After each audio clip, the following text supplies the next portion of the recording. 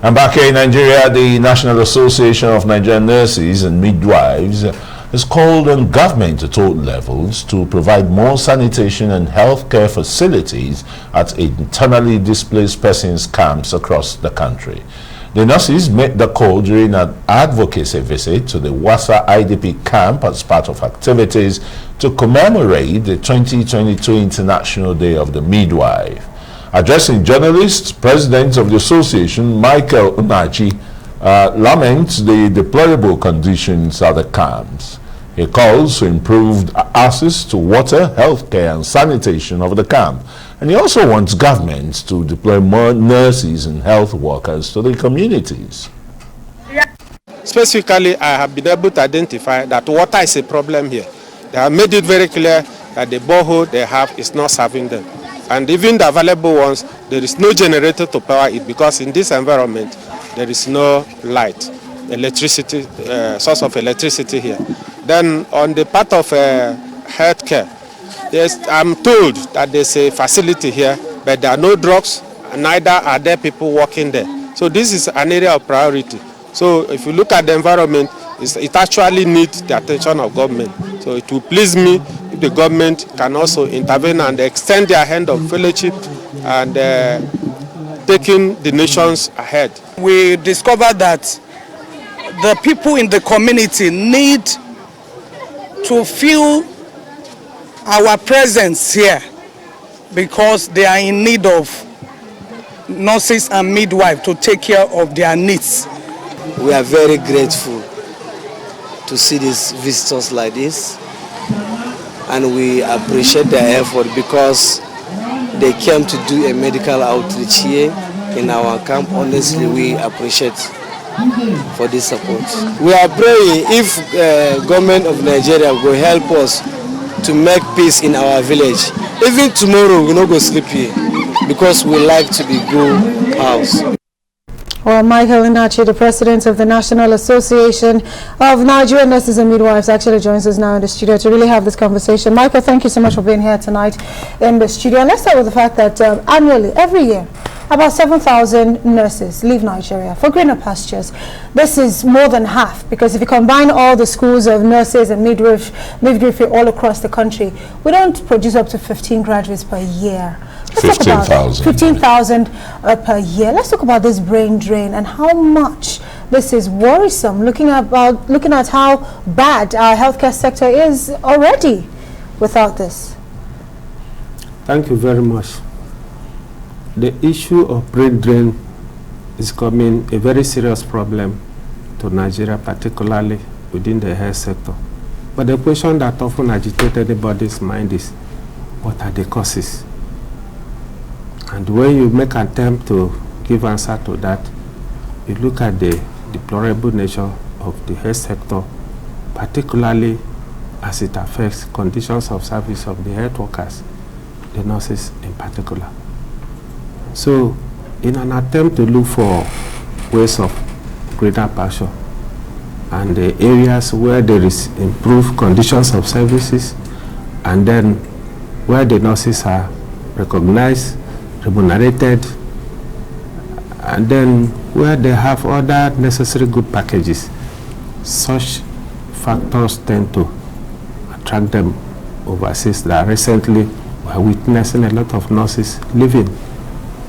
Almost every week we hear issues of one or two nurses resigning.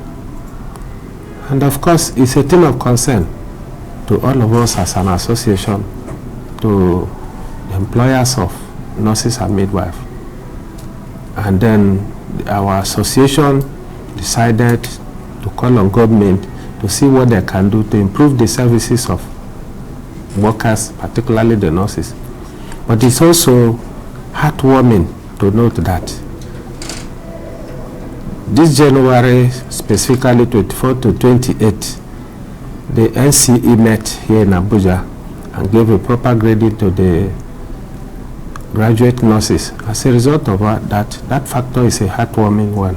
But I'm aware too that all of us are anxiously looking forward to have the enabling circular to that, so that employers of labor will begin or commence the use of that, the implementation of the circular to the benefit of nurses, which I'm aware, if that is done, it will also help to reduce brain drain.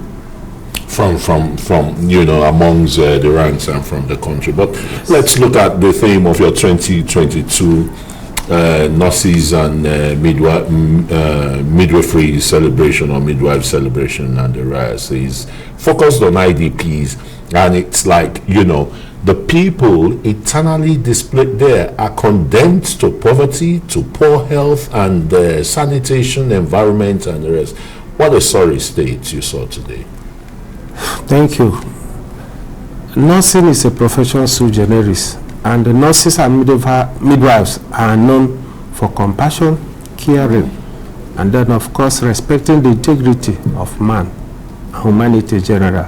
Concerned about the IDPs, particularly as we noted in Musa community, we decided to visit them because almost everywhere when we celebrate these activities of nurses generally, what we tend to do is to look at the areas whereby people are seriously in need, especially their health, nutrition and otherwise. So we visit such places, the ID camp.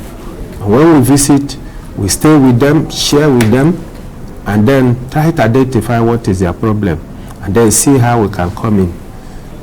Like particularly the visit we made today, we identified, we shared with them and then identified that water was a problem. Though there was already a borehole in existence, but they particularly said that there's no electricity to pump the water, and then the one they have is not serving them. It was a lamentation. They also talked about the clinics whereby the people in that community will be attended to. And of course, these are the areas of need. So we have to assist them within the ability of what we can do. I was just going to ask, I mean, why make it a yearly pilgrimage when you know that, yes, these people are in dire need of good health care? Can't you have a committee, maybe weekly and the rest? Have an outreach program there weekly that will go for those little kids who still need all the vaccinations and other minor, primary health care delivery to them. Yes, thank you so much. In terms of outreach, we actually go from time to time. Then in the hospital facilities, they equally do the same. Why it appears as if, as an association, we do it annually is such that usually in May, specifically from 5th to 12th, we tend to celebrate these activities. And the essence of the celebration has to do with celebration of Florence Nightingale.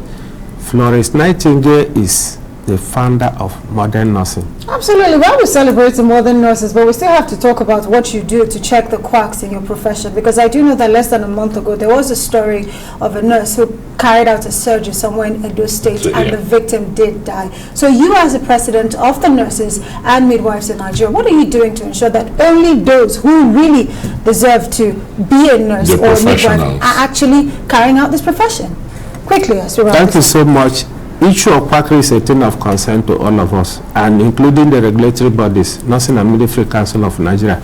That is why in various states we have State of the Nursing and Midwifery Council of Nigeria Committee, which the NAM leadership is inclusive. What they do is to actually try to see those who are not nurses and are misrepresented nurses, because any little offense they commit is attributed to the nurses.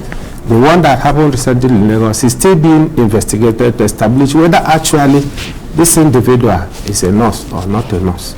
Because a qualified nurse certainly will not do anything that is beyond his or her scope. Thank you so very much. Thank you so very much. Michael Nnachi is the president of Nigerian Association of Nurses and Midwives Council. Thank you Nigeria. Thank you for coming.